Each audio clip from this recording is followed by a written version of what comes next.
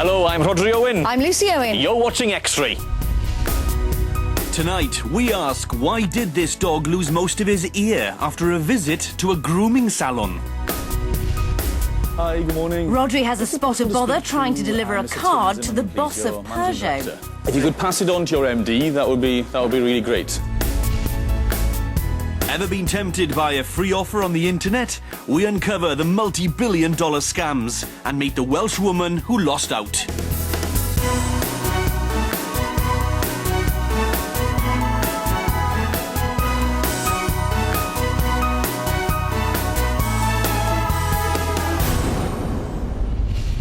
Hello, tonight we're in Ammanford for the last in this series of X-Ray. Now, for the last couple of weeks, we've had quite a few dog-related stories. Yes, it seems people in Wales really do love their pets. So when we heard that some dogs had been injured at a grooming parlour just down the road in Llanelli, we sent Rachel to investigate.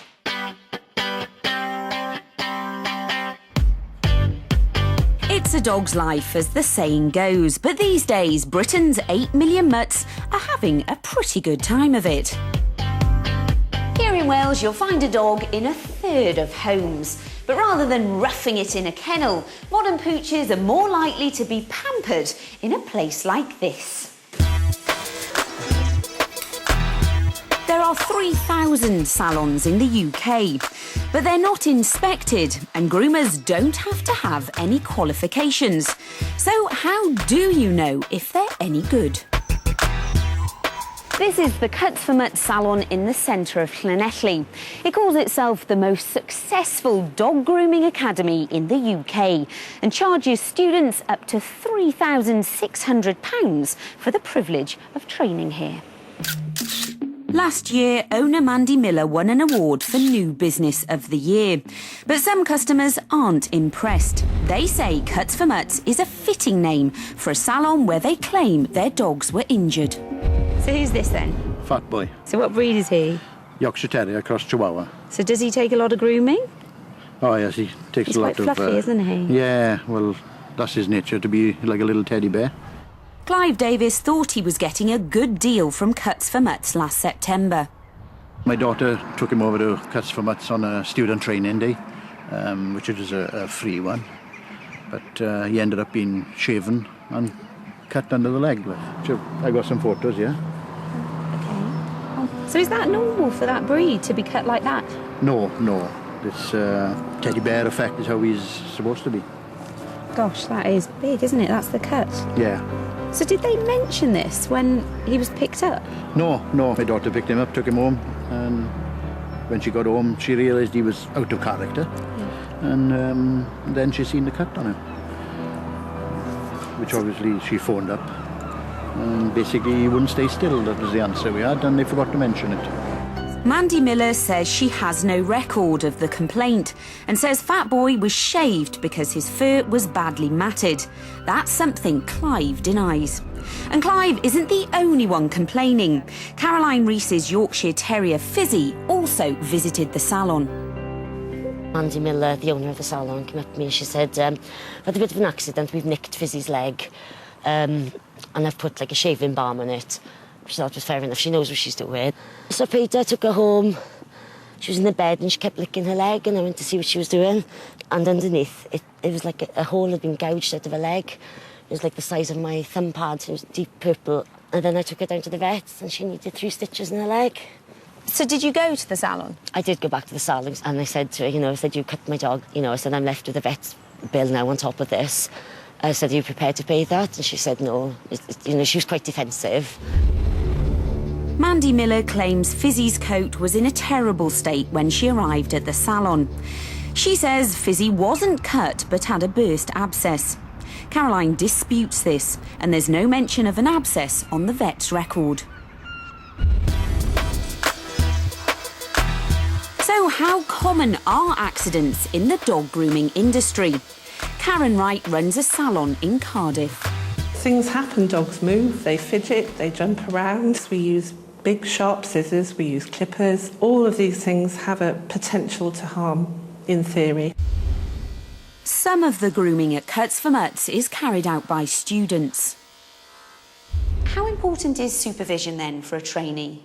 Well, it's everything, really. I mean, there is no such thing as anything being the trainee's fault. Ultimately, until that groomer is fully qualified and you deem as the salon owner that that person is up and running, you are always responsible for them.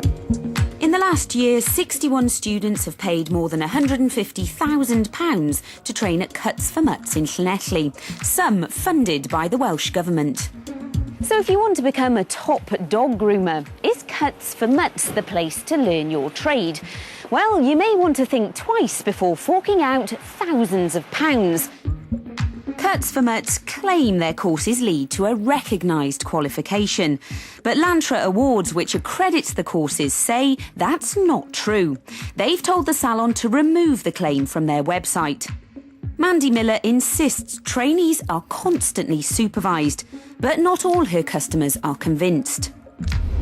Mark Bull took his dog to the salon in January this year. So this is Arthur then. Yeah. He's very cute. He is. So what breed is he? He's a Bichon Frise. So tell me about this one particular time then that you took Arthur to the salon. We brought him back and he had nice little green bows in his fur, which we thought was in the fur. And he looked pretty. He came out all puffed up as a Bichon should look. And he thought, they did a decent job on the cut and things like that. So we were happy. And it was not until the following morning and Arthur was wincing and whimpering and shaking his head. I was literally horrified when I saw that they had these two bands around his ears. So they'd actually tied the bows around his ears? Yeah, and I tried to cut them off and he was going for me. He was literally in that much pain, howling. I thought my veterinary surgery is a good few miles up the road. The closest place is the grooming salon. So I took them back down there. The manageress saw me and she cut them out. So, and she said, he'll be all right, and left it at that sort of thing.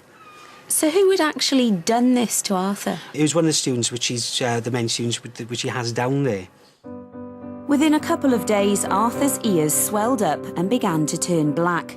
And then came the bad news from the vet. One of the ears couldn't be saved.